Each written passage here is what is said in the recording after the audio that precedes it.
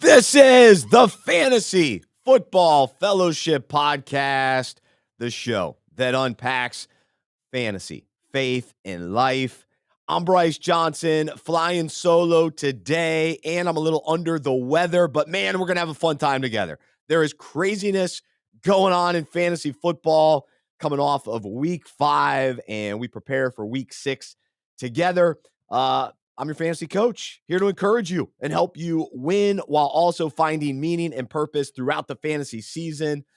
Won't always be right, but I hope I'll be convincing today as I provide fantasy advice and some biblical encouragement.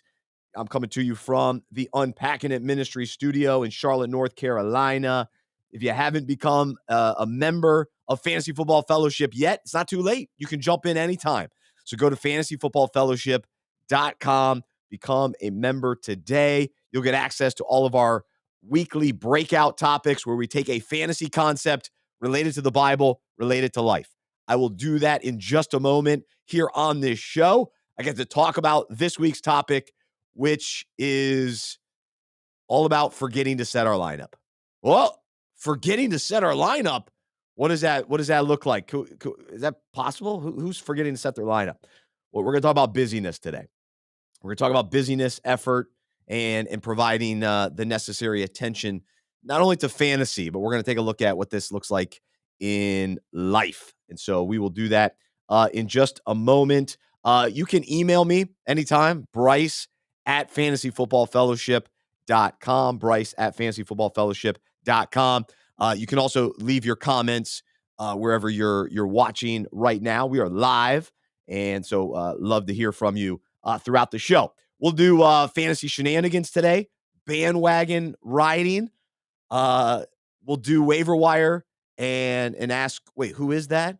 With the assistance of Mark Wahlberg on that one. And we'll do some confession and accountability. I dropped a running back. And then last night on Monday Night Football, he rubbed it in and scored a touchdown after he was on my bench or after on waivers. Somebody else picked him up. So we'll talk about that. And then another running back I dropped, thought that a new starter had returned, but apparently that was not the case. And this guy lit it up. So we will discuss that in just a little bit. But let's start with what's most important. And so that is the weekly breakout as we take fantasy concepts related to the Bible, related to life. And I'll start with this story. So I'm in the bathroom at church on Sunday, and like I often do, I talk sports with all the guys all morning long, in and out of the congregation or the sanctuary and the foyer and the bathroom, whatever. We're talking sports, fantasy, all that kind of stuff. So I mentioned to a guy that I know is in our church fantasy league. I say, hey, how's your fantasy team doing? And he goes, ooh, yeah, I haven't looked at it. I think I forgot to set it last week. What do you mean you forgot to set it last week? What are you talking about? Fantasy football requires commitment, right? And just like any other, hobby or activity, it requires time, effort, attention. And so as fantasy managers, each week we have, kind of responsibilities and things that have to take place in regards to taking care of our fantasy football team. We have to monitor the waiver wire. We have to put in our waiver wire claims each week. We have to, do research on the latest injury reports for all of our guys in our league. And we got to talk injuries today, a lot of key injuries. And so then we have to do research. Okay, who's going to now get the carries? And now that this guy's injured, what does this mean that this quarterback's banged up? How is that going to affect the rest of the weapons on that team? So we have to put in the time. And so as a fantasy manager, what is our willingness to invest in our fantasy team all season long? And so then when it comes to, when the games begin on Thursday and then again on Sunday, we have to put time and effort into setting our lineup. Okay, who's out? Who's inactive? I got to get those guys out. Get guys that are going to, be active and good and all that. So we got to put them in the lineup. Who's projected to score more points this week? What are some other fantasy analysts saying? We get those guys in our starting lineup. But what happens? There are guys in our league and hopefully you're in diehard leagues. But if you're in multiple leagues, there's always one guy who doesn't keep up with the league as much as he should. And he'll say, "Oh, I forgot to set my lineup." They had someone on a bye. So there's a guy on a bye in the starting lineup, or there's a guy that's out in the starting lineup. And you're like, "Oh, you should have moved them." Or I even see in some leagues where, whether it's Yahoo or ESPN, when a player is out, you can put him on the IR spot. He doesn't have to have the IR designation. But I always look across at other rosters, and they got guys that are out sitting on their bench when they don't have to. They can be in the IR spot. So here's what happens. People will commit to playing fantasy football, and they'll say, "Hey, I'm gonna be in the league. This will be great. It's exciting. It's fun." And then what happens? Throughout the season, life gets busy. Other things take priority over fantasy football. Now, on one end, deservingly so, right? I'll talk about that in a moment. But let's just, from this standpoint, we're talking about the importance of committing to your fantasy roster, investing the time, giving it the proper attention. And so what happens is they go, "Oh man, I had a busy week. I forgot to set my lineup. Oh, I didn't do my waivers." This happened to me a couple weeks ago. I was working on the waiver wire and all that, and then my wife came downstairs. We watched the show, and I forgot to finish putting in my claims. And so I missed on one or two guys that week, which was a bummer, because sometimes we just get distracted, we get busy, and our eyes sort of, shift off of fantasy either temporarily or for that week or whatever it may be, as we're trying to juggle everything in life. And here's the deal. We've got to keep fantasy football in its proper perspective. And so we don't want to spend an unnecessary amount of time on fantasy football, but we know that in order to be competitive throughout the season, it does take effort. So we agree with all that. But here's what I want to talk about today, what's more important. But as we think about this from a fantasy perspective, in life, we realize, especially this time of year, life is busy. There are so many things pulling at us. I mean, I don't know how many different pumpkin patches I've got to go to this month. They're fun, they're great, but there's a lot going on. This for our ministry, we have our golf tournament. We're doing fantasy football fellowship. We've got our Charlotte Turkey Bowl flag football tournament. A lot going on in my world, kind of work wise, personally, a lot to juggle. And so here's what happens though. When we get busy in life, what do we begin to forget? Or what do we choose not to give the proper attention to? Our walk with the Lord, our time with God. We start to shortchange the time we're investing in fellowship and prayer and worship with God. He's the most important thing. He's not a thing. He's just the most important person. Our relationship with him is the most important thing in our lives. Yet we get distracted. Yet we get busy with other things. They start pulling at us. And all of a sudden, we get to the end of the day and we go, "Oh, I forgot to set my lineup." Or rather, I forgot to spend time with God. Or, "No, I'm going to do it later. I'm going to do it later." And then the day gets away from us. And so that's why it's so important that we start our day in God's word, in prayer, in fellowship with him. That's what's most important. That's what has to happen at the beginning, and prioritize it before anything else. And so here are a couple verses for us to talk about today. Um, just we often lose sight of our commitment to him, and we get caught up in our worldly affairs. And dare I say this, sometimes we spend so much time on fantasy that we sacrifice our time with God. And that becomes less important. And I'm guilty of this too. Sometimes Sunday morning, what's more important? Preparing my heart for worship and church and receiving the message, or is it setting my lineup? Ooh, it hurts. It hurts. I mean, that's the truth. And so we have to evaluate. Wait, what's most important? What am I doing here?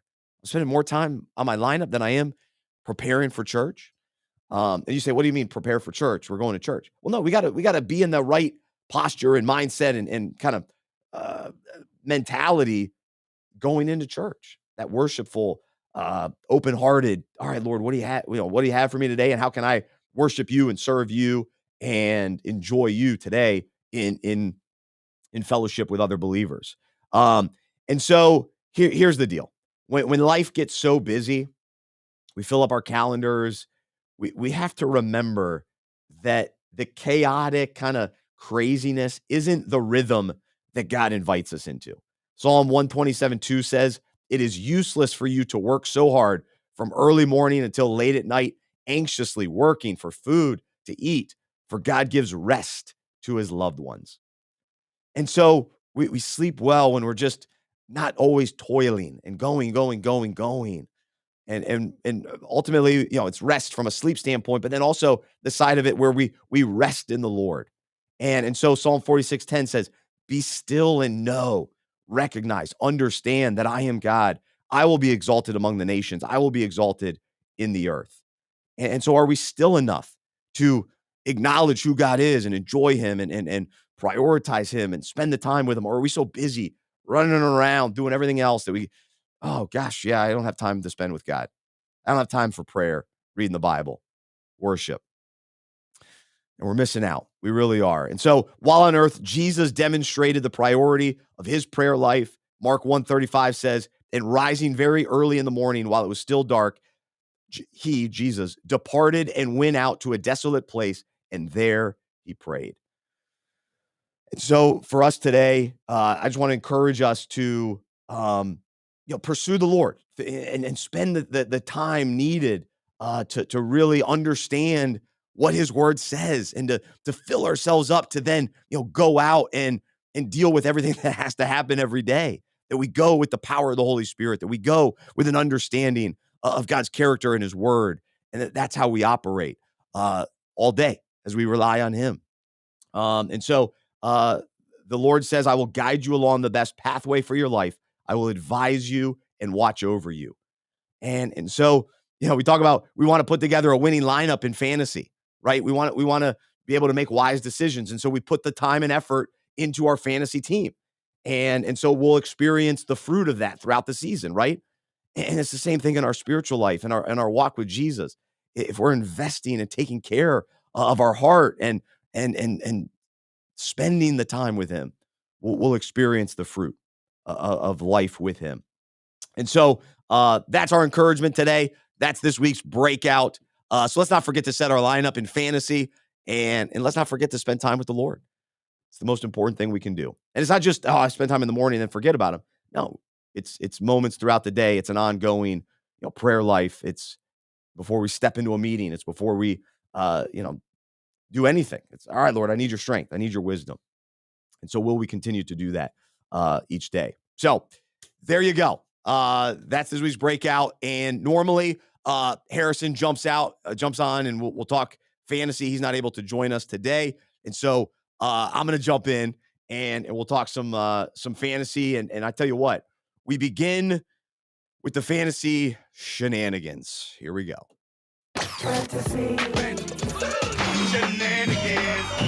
Fantasy shenanigans.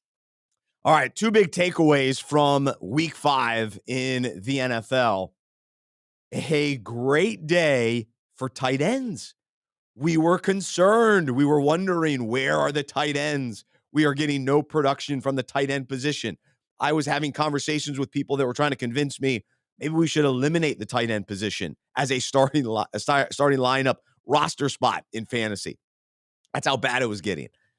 This week, we saw some shenanigans. We saw 14 different tight ends with 10 or more points. Logan Thomas, Washington. He was actually healthy. When he plays, he's good. 21 points, 9 receptions, and a touchdown. Kyle Pitts, we were wondering, is he ever going to get involved? 7 catches for 87 yards, 16 points. Dallas Goedert got into the end zone, 26 points. George Kittle, of course, I was going up against him. Felt like he was getting into the end zone every other play. He finished with 28 points. Darren Waller, the poor Giants. That offense is horrendous, yet he still scored 16 points. Dalton Schultz, back-to-back weeks in Houston, he had 20 points. And then the rookie of the year, at least at the tight end position, making a case maybe even beyond that. But Sam Laporta in Detroit, 20 points for him. So this was a glimmer of hope for us as fantasy managers that, okay, there is some production from the tight end position, but it's kind of like, where did this come from? Who was expecting this? I was talking to somebody last week. They were talking about dropping Dallas Goedert. So now he's relevant again. So hang on to these guys. You hate to roster 3 tight ends, but it's almost like you have to. You sort of have to ride the hot hand at the tight end position. and try to figure out, okay, who's going to get into a kind of a streak here. The other thing we have to realize is the offenses are starting to get better. Every year we have to remind ourselves it takes about 4, 5, 6 weeks for offenses across the league to really start clicking, especially the passing game. And so that means tight ends, that means receivers. Then they start to emerge a little bit more. And even this week, we saw great quarterback play. How about this? Sam Howell, Desmond Ridder, Brock Purdy, Bryce Young. They were all top 10 fantasy quarterbacks. You had Mahomes and Tua. They were outside of the top 10 at 11 and 12. But those other guys, even Bryce Young, snuck into the top 10. Now, as a Panthers fan, I still don't buy it because it didn't result in winning. So those are somewhat empty calories, so to speak. But he put up some numbers. Adam Thielen, which I'll talk about in a moment, had a big day. But we got some performances from quarterbacks that we needed to step up. I know I started Sam Howell because Justin Herbert was on a bye, so we were relying on some other quarterbacks this week, and they delivered. Some other shenanigans going on. It's the injuries. We're always dealing with injuries across the league, and now everybody's number one pick, number one wide receiver, Justin Jefferson. Looks like he's heading to IR. Very disappointing for Jefferson owners. I actually don't have him. And I'll say this. It feels like the Vikings season is unraveling. I actually thought this at the beginning of the year, and it seems to be coming true. I like Kirk Cousins. You hate to see it, but it just seems like I'm not sure they turn this around. And now with Jefferson going out, I'm kind of selling the Vikings. I'm kind of running for the hills on the Vikings. I realize that KJ Osborne is probably worth picking up, and maybe you get a game or two where things on offense look good, but long term, I feel like the Vikings, you got to sell. So, I got Cam Akers. I'm waiting for him to get involved. I don't know. They just seem to be struggling overall in Minnesota. It's not looking good. So now you lose your number one target, and that's sort of a mess there. And then also this year's fantasy darling, Devon Achane, the speedy, unbelievable running back, just lighting it up. Now he's out. So now we're going to miss him for a few weeks, which is disappointing. I guess you trust Raheem Mostert, but he gets banged up a lot too. So Tua is kind of the guy right now. As long as he's healthy, he's the one guy that you can trust because he's the one that makes that offense go. Running backs will be in and out. Tua, and I wasn't a Tua believer at the beginning of the season, but man, he's playing well. So maybe they'll even throw the ball even more with Achane going out. So those were some of the things that jumped out. Or two other things I'll mention. The Pittsburgh Steelers have provided a lot of shenanigans this year. What do we make of them? We were all down on this offense, and then George Pickens comes out, 6 catches, 130 yards, touchdown, 27 fantasy points. So we got to kind of buy back in to George Pickens. And like I've been saying for the last few weeks, Jaylen Warren, the running back in Pittsburgh, he's the guy we want coming out of the bye. He's been playing as a top 28 running back. I think he's going to rise to a top 15 running back as the season goes on. So go get Jaylen Warren coming off their bye. He's the one you want in Pittsburgh. So a little glimmer of hope even against Baltimore, which is always a tough matchup. So that was pretty good. All right, let's get to some confession and accountability. Sometimes we're wrong here on the show. We're not always going to be right, but we hope we'll be convincing. I got to start with this. So I have to admit, I dropped Zach Moss. That's right. In the Unpacking It Fantasy League, I have a loaded roster. I had to drop somebody, but I dropped him. I ended up keeping Musgrave, the tight end in Green Bay, because it's just hard to get rid of tight ends. It's also hard to get rid of running backs, but I had a couple other guys. I got Travis Etienne in that league. I got Kenneth Walker in that league. So I was like, all right, Jonathan Taylor's back. But this has been such a weird situation in Indy. I just don't know what to say about Indy. I've been wrong about Indy for the last couple of years because I was all in on Jonathan Taylor last year. Then I was out on him this year because I don't like to deal with ambiguity. I don't want to deal with, is he going to stay? Is he going to get traded? Is he injured? What's going to happen? And it's still sort of that way where now all of a sudden, okay, they sign him to the big deal. He comes back. They don't really use him. So why bring him back if he wasn't fully healthy? Like, get him healthy. And I guess you got to ease him back in because he's got to get some reps under his belt. But they have Zach Moss. So do they even need to give the big money to Jonathan Taylor? And so I noticed in a couple leagues, Zach Moss is now on the waiver wire, and you got to get him. You got to get him back. You got to get him back because he's too good for Indy to not use him the rest of the way. And I also have to confess that a couple of weeks ago, I said to hang on to Zach Moss, and then I didn't follow my own advice, and I dropped him. So what was I thinking? That was a bad mistake. So he had 165 rushing yards, 33 fantasy points. He's playing tremendous. So him and Taylor, that's a good offense. Gardner Minshew, in some ways, is better in the short term for Indy. I think long term, man, Anthony Richardson's going to be a stud. But Minshew's a great running quarterback, backup quarterback, and they're gonna lean on the run game. And I expect Taylor to get going at some point, but it doesn't look like he's going to get traded. So, but Moss is not going anywhere. And so Moss is worth keeping on your fantasy rosters. Also, I know many of us got excited last week to go grab Michael Wilson on the waiver wire from Arizona, the wide receiver. What a letdown this week. 1 catch for 18 yards. What are we doing? That was very, very disappointing. So we bought the hype. We have to remember with rookies, it's a roller coaster ride. It really is. So I wouldn't drop him just yet. I think he's worth hanging on to. I see some talent there. Arizona's one of those other interesting teams I'll talk more about in a little bit. But I kind of whiffed on him this week as far as having back-to-back weeks. That didn't happen. The other thing I have to confess, I started Zach Wilson this week. What is wrong with me? Why would I do that? But here's the deal. I started him at the last minute. I dropped Mac Jones and started Zach Wilson. So I got 6 points out of Zach, whereas there were negative points for Mac Jones. So it turned out to be a positive. I won that league. But that was a little crazy. I can't believe I did that. And then get this. So we're in this fun best ball league that we've got running through Unpacking It. Really fun league. And I made the mistake. I only drafted one quarterback, Justin Herbert, until the very end.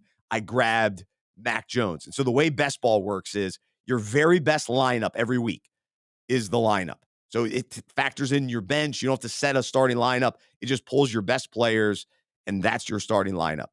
And so this week, Justin Herbert on a bye scored more points than Mac Jones.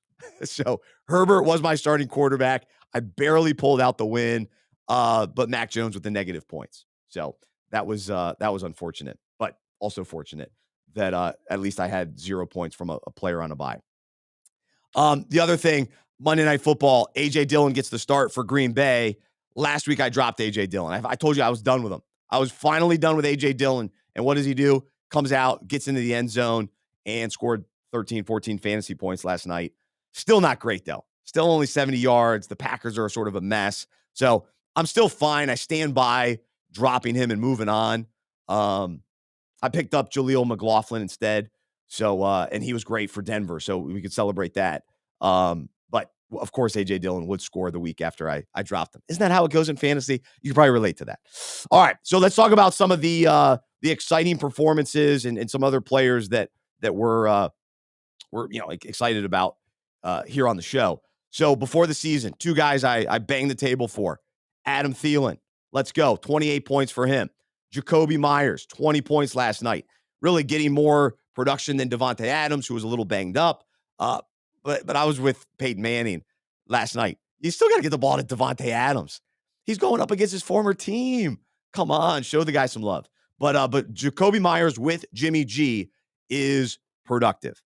So that's who you want really in that offense. Of course, you want Devontae, but man, Myers is a stud. Remember, he got the concussion, and so he missed a week. And then Aiden O'Connell didn't look for him. So if Jimmy G's out there, Jacoby Myers is a stud.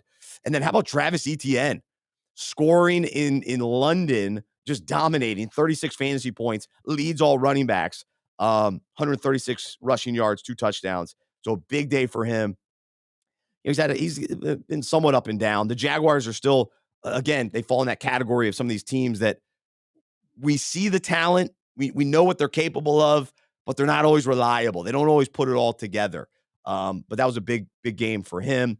And don't get me started on these 9:30 games. What are we doing now? Now we've got like a trend. So I'm not thrilled with. Actually, you know what? Let me play this. And now, what's boiling Bryce?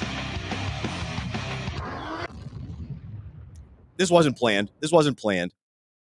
The 9:30 games are a nightmare. I don't, for one, I'm at church, and two, we like all the games to just start at 1 o'clock. We go to church, we come home, we set our lineups, we sit down, get a little lunch ready, and we watch the games. I don't need these 9:30 games. I never know what channel they're on. It's like ESPN Plus, the NFL Network. They're switching back and forth. What country are they in? Enough is enough. Please stop. Like this week, we got another one. We don't need it. We there's enough football. We got it. Most of us we can justify 1 o'clock.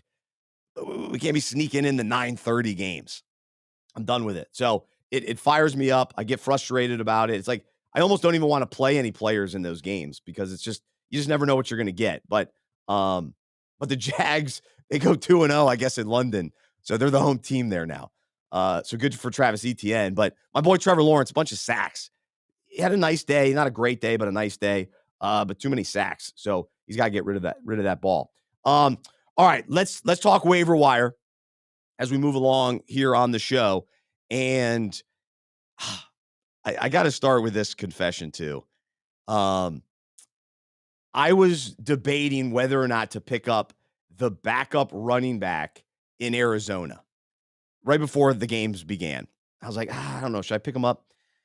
His name is Amari DiMercado. Come on, seriously, who is that?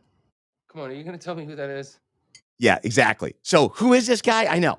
Well, he ends up coming in for James Conner on Sunday, and he played pretty well. He got into the end zone. He scored 13 fantasy points, played about half the game, and he ended up doing well. So now James Conner is going to be out for the next few weeks. This guy, Amari DiMercado. Come on, seriously, who is that? Yeah, I know.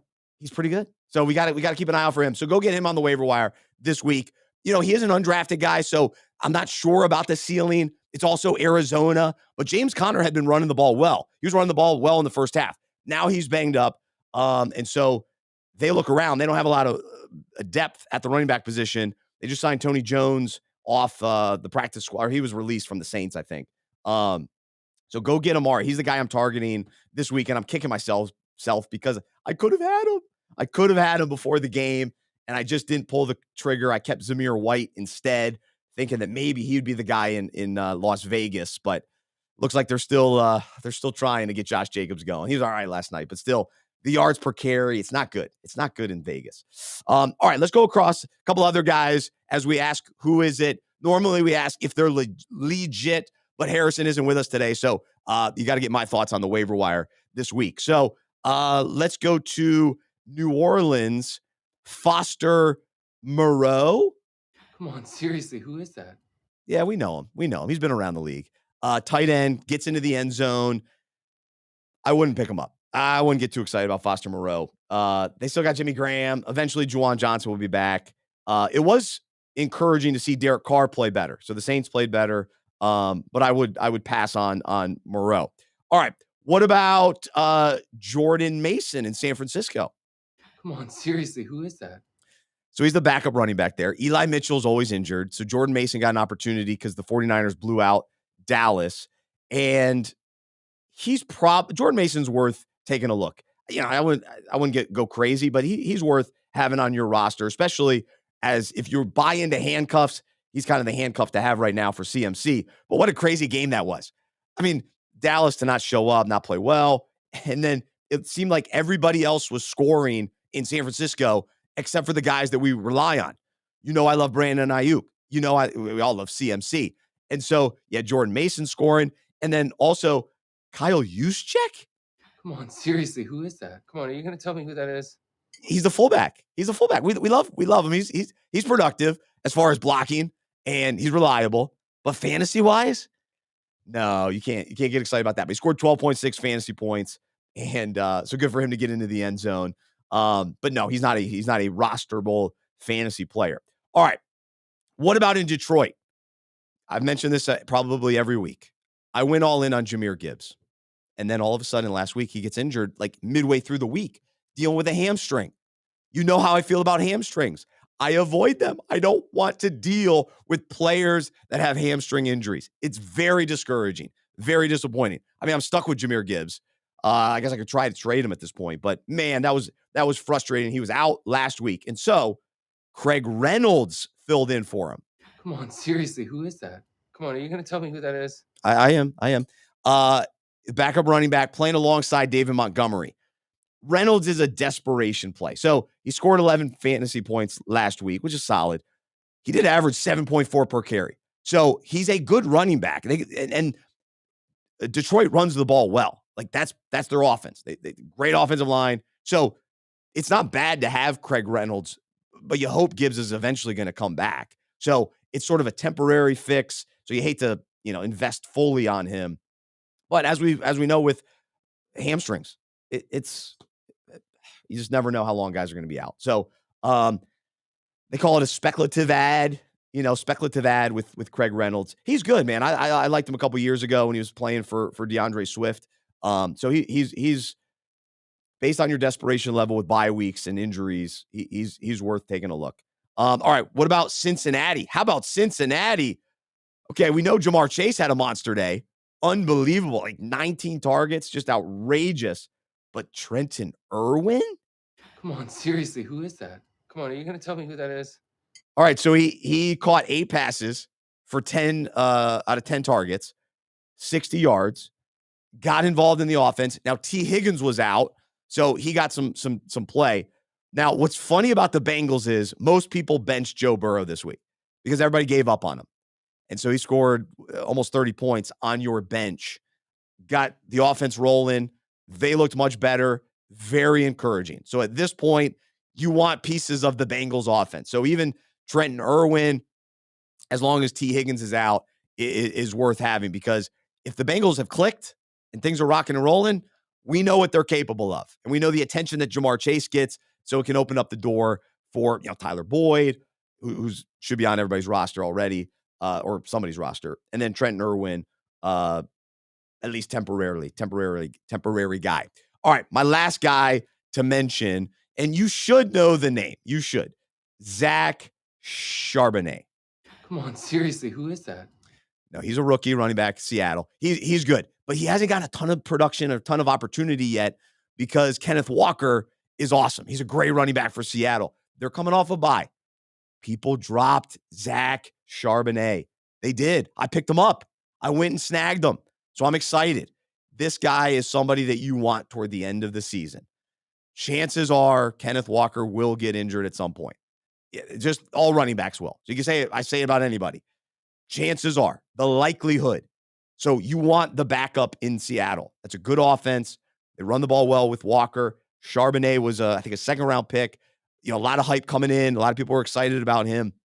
Many people wish that he went to a different team to have more of an opportunity because he has the kind of talent to be a starting running back. And so if anybody to drop him in your league, he's the guy that I would prioritize on the waiver wire this week. So there you go. There's some thoughts on who is that and some guys to go get. So again, the guys I would target in order: Amari DiMercado, Jordan Mason, Craig Reynolds. Actually, I would put Zach Charbonnet ahead of him. So there you go. All right, we'll wrap up the show with a little bandwagon riding. How about that? Get off the bandwagon. It's time for bandwagon riding. Getting on, getting off. Make up your mind, all right? All right. Are we hopping on or off? DeAndre Hopkins, 8 receptions, 11 targets, 140 yards. Wow. The Titans kind of lit it up a little bit in Indy. Somewhat of a high-scoring game with those teams, division rival. I am not jumping on the DeAndre Hopkins bandwagon. I was off it to start the season. I refuse to jump on the passing game in Tennessee. So I am on the Tyjae Spears bandwagon. Absolutely. What did he finish? 16 points this week, 17 points, running back, catching a lot of balls out of the backfield. That's who I want. So I know you say, well, I thought you didn't want the passing game. I don't want the receivers or tight end. I'm not buying it. I don't want Tannehill. I like Spears as a guy getting more and more opportunity alongside Derrick Henry. And then if Henry, again, all running backs get injured, if he goes down, Spears is a guy you want. But Hopkins, I got to see some consistency, and I just can't trust Tannehill. So as good as Hopkins looked good. I mean, he looked like old school Hopkins lighting it up in Houston, DeAndre Hopkins. That's what he looked like out there. I just don't buy it yet. I'm not willing to jump on that. All right, how about in that same game, Josh Downs, rookie wide receiver for Indy, 6 receptions on 6 targets for 97 yards. Oh, yeah, I'm on that bandwagon. I picked him up. Somebody dropped him. I was thrilled to not only pick him up, but I started him this week. And him and Gardner Minshew have a connection. So now that Minshew's out there, he is a weapon that the Minshew looks to. So I like Josh Downs a lot. Now, he's a flex guy. And as we know, rookie wide receivers up and down, even Jordan Addison. Well, I told you I'm out on the Vikings, but another wide receiver kind of up and down. That's what happens with rookie wide receivers. But I like the prospects for Downs. All right, in Buffalo, James Cook, -4 rushing yards, 5 fantasy points, 3 receptions, 25 receiving yards. I'm off that bandwagon. I was kicking myself early in the season. I was like, oh man, I wish I would have drafted him. He's the one guy that kind of got away. I never was able to get him. I'm not jumping on that. No, thank you. So I think he'll have a couple good games without a doubt. The Buffalo offense is good. How about Gabe Davis? Woo, big day for him. I like that. It's just too inconsistent. We know what Buffalo is. They like to pass and they like Josh Allen to run the ball. They don't rely heavily on their running backs. As talented as James Cook is, it's too up and down. It's too unreliable. I'm not on that bandwagon. How about Breece Hall? 28 points with the Jets. You definitely have to jump off the Dalvin Cook bandwagon, but the Breece Hall bandwagon needs to be reconsidered. I'm willing to jump on that one. I am. We know the talent. It's just been kind of, is he healthy enough? And can the offense do enough? Now, Zach Wilson is still a problem. He's still an issue. That was a big win. I'm glad they beat Denver. That was pleasing to all of us, right? We love that. Unless you're a Broncos fan, but every neutral fan loved seeing that one. But Breece Hall, that was a dominant performance. They've got to rely on that run game. I think they will. I think they know the talent they have in Breece Hall. Breece Hall's worth jumping on the bandwagon for moving forward. But again, the Jets are tough to trust. But I think overall Breece Hall is worth trusting. So hang on to him. Don't hopefully you haven't already moved on from him, because 28 points is a big deal. It was interesting this week. Not a lot of points at the running back position. Not as deep. It was sort of a weird week for running backs. Christian McCaffrey, 13 points, let me down.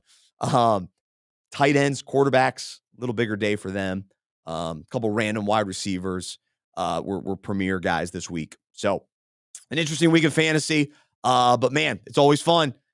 The big takeaway, as always, injuries are the story of fantasy.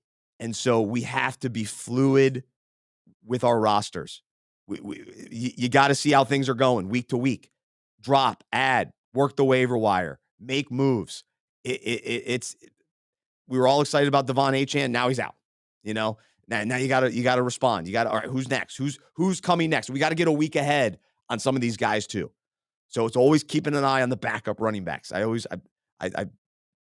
preach that, so to speak, over and over and over. Backup running backs. Who's up? Who's up next? And who are people dropping on bye weeks? Go snag those guys as they come off the bye week and get them on your rosters. So there you go. Man, we missed Harrison today. Thanks for bearing with me. Sorry for the voice. I'm under the weather, but thankful to the Lord for giving me strength to get through today. So thank you for listening.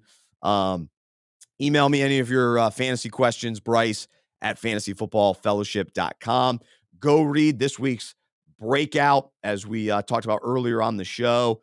I forgot to set my lineup, and so hopefully that encourages you to not forget to spend time with God each day. Dive into the Word, worship, prayer, spend quality time, be still. We can't be so busy all the time, where we forget to set our lineup in fantasy, but more importantly, we forget to spend time with our Creator, the God of the universe, our loving Heavenly Father. Let's enjoy Him, fellowship with Him. So that's all I got for today. Thanks so much for being with us. I'm Bryce. I'm a fantasy manager who follows Jesus. I believe in the good news that He died on the cross for my sin. He was resurrected, and through faith, I've been saved by His grace. I hope that is true for you as well. And I hope you'll join me as we live life as fantasy managers who follow Jesus together. Have a great rest of your day. We'll talk to you next time right here on the Fantasy Football Fellowship Podcast.